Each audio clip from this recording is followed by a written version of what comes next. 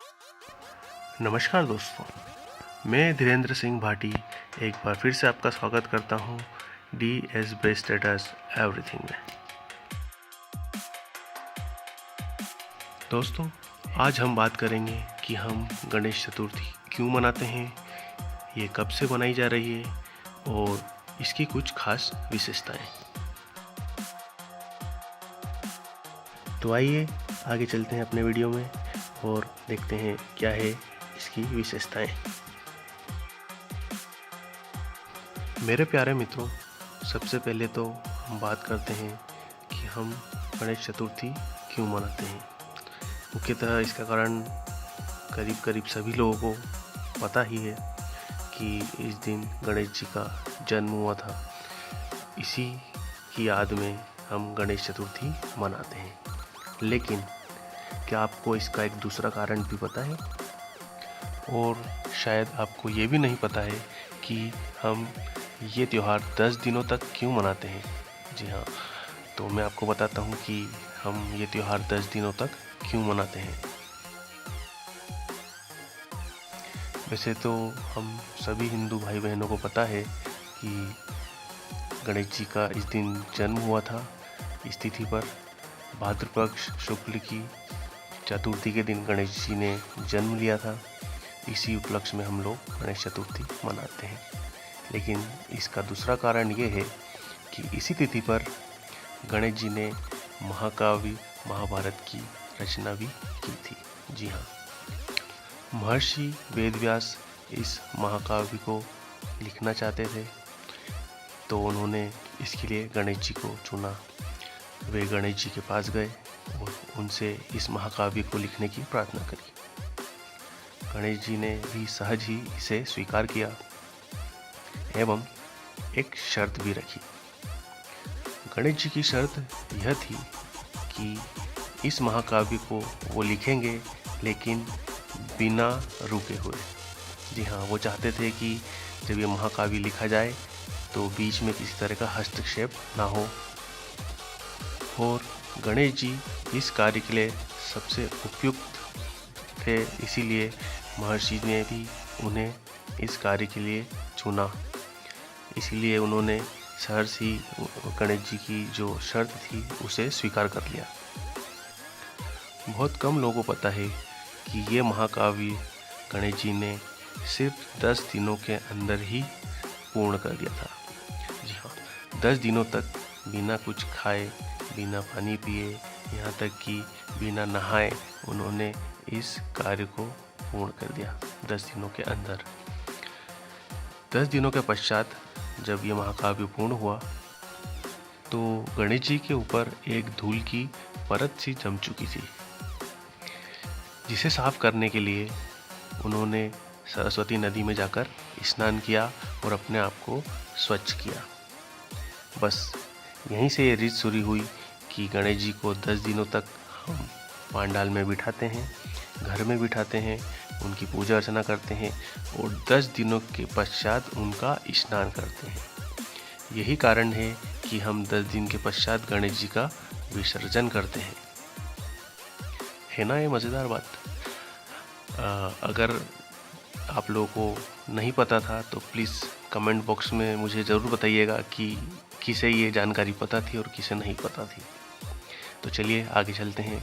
आगे हम बात करते हैं कि ये गणेश चतुर्थी का जो पर्व है ये कब से मनाया जा रहा है हमारे देश में।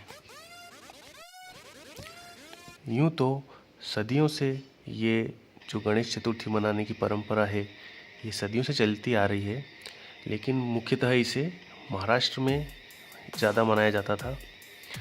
और ये जो उत्सव है ये घरों में मनाया जाता था, ना कि सार्वजनिक रूप से। सबसे पहले गणेश चतुर्थी सार्वजनिक तौर पे 1892 में पुणे में मनाई गई। भाऊ साहेब लक्ष्मण जावले ने पहली बार इसे सार्वजनिक तौर पर मूर्ति स्थापना करी। तभी से पांडालों या सामुदायिक पूजा के अलावा महाराष्ट्र के घरों में गणेश उत्सव मनाया जाने लगा। यह चतुर्थी से एक दिन पहले पद्य पूजा या भगवान गणेश के चरणों की पूजा से शुरू होता है।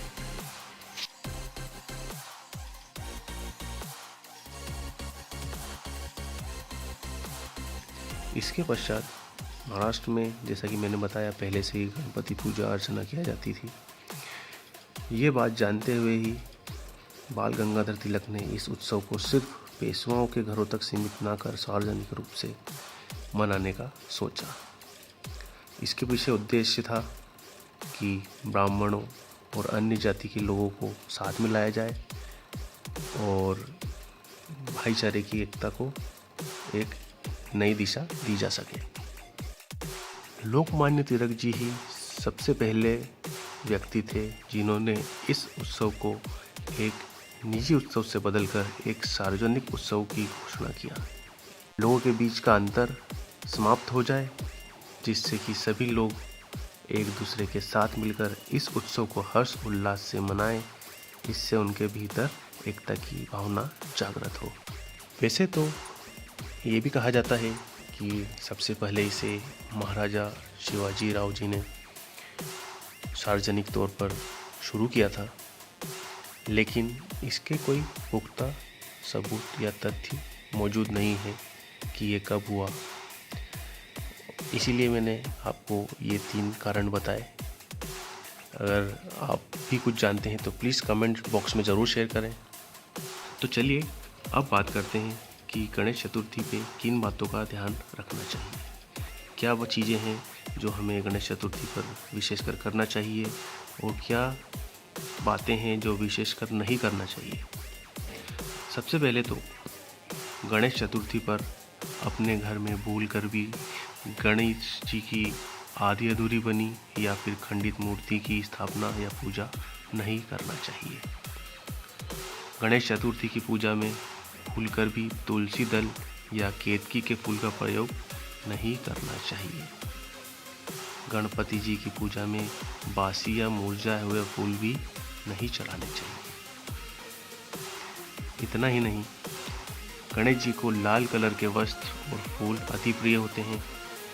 इसके अलावा आप गेंदे का फूल भी गणेश जी को अर्पित कर सकते हैं।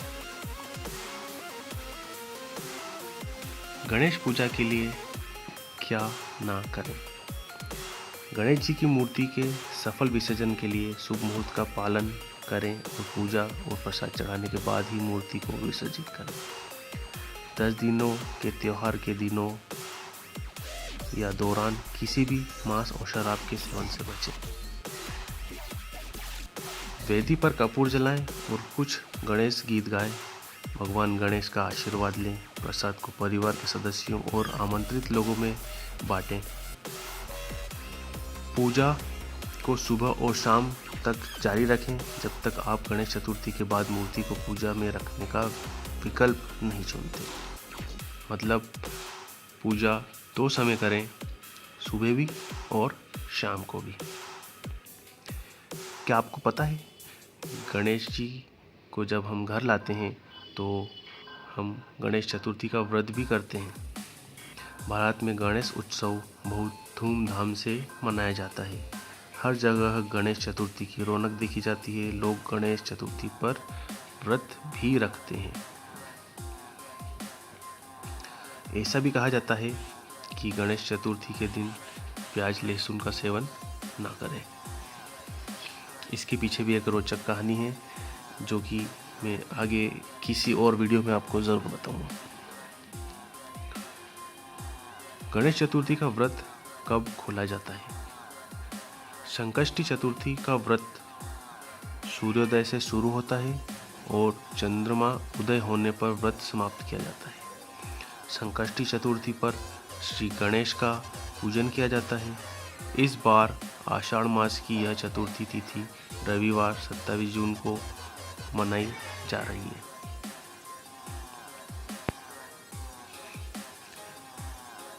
घर पर गणेश जी की पूजा कैसे करें। आप गणपति जी को 5, 7 या 10 दिनों के लिए स्थापित कर सकते हैं, लेकिन एक बार स्थापना होने के बाद मूर्ति को हिलाएं नहीं। इसके बाद शुद्ध आसन पर भगवान के सामने अपना मुख करके बैठें और भगवान का ध्यान करते हुए पूजन सामग्री जैसे पुष्प, धूप, दीप, कपूर, रोली मोली, लाल चंदन, 21 दूब और मिष्ठान आदि गणेश भगवान को समर्पित करें। हालांकि भगवान को ज़रूरी नहीं कि इन सब चीज़ों की आवश्यकता है। अगर आपका मन साफ है तो आप सादे तरीके से भी इस पूजा अर्चना को कर सकते हैं। गणेश चतुर्थी के दिन घर में मूर्ति को कैसे रखें? वास्तु विशेषज्ञों के अनुसार पश्चिम, उत्तर और उत्तर पूर्व दिशा भगवान गणेश की मूर्तियों का या छवियों को घर में रखने के लिए सबसे अच्छी जगह है। आप गणेश मूर्ति को मुख्य द्वार के अंदर भी रख सकते हैं। हमेशा याद रखें कि देवता की पीठ घर के बाहर की ओर ही होना चाहिए। इसके पीछे भी एक महत्वपूर्ण कारण है, क्योंकि गणेश जी का जन्म, गणेश जी की उत्पत्ति हुई थी माँ पार्वती के मैल से, या यूँ कहें कि जो उपतन उन्होंने उतारा था उससे उन्होंने जन्म दिया। इसीलिए गणेश जी की पीठ के पीछे दरिद्रता का वास होता है। इसीलिए कहा जाता है कि गणेश जी की पीठ की दिशा आपके घर के बाहर हो, जिससे दरिद्रता आपके घर के बाहर ही रहे और शुभ लाभ जो है आपके घर के अंदर। अब बात करते हैं शुभ लाभ की। गणेश जी के साथ सुख का आगमन तो होता ही है, लेकिन लाभ का आगमन कैसे हो? तो उसके लिए अगर आप चाहें तो घर में गणेश जी के साथ कुबेर जी की मूर्ति को भी स्थापित कर सकते हैं। गणेश जी के विसर्जन के पश्चात जरूरी नहीं कि आप कुबेर जी की मूर्ति को विसर्जित करें। इनफैक्ट आप उन्हें घर में परमानेंटली भी स्थापित कर सकते हैं। जैसे कि काफ़ी लोग लाफिंग बुद्धा जो घर में स्थापित करते हैं, एक तरह से वो कुबेर जी का ही स्वरूप है। तो दोस्तों, आपको ये वीडियो कैसा लगा प्लीज़ कमेंट करके ज़रूर बताइएगा, और अगर आप चाहें तो और भी विषय मुझे बता सकते हैं जिस पर मुझे वीडियो बनाना चाहिए। और प्लीज़ सपोर्ट कीजिए मेरे चैनल को। Please like, share and subscribe my channel DSB status everything. धन्यवाद। जय गणेश।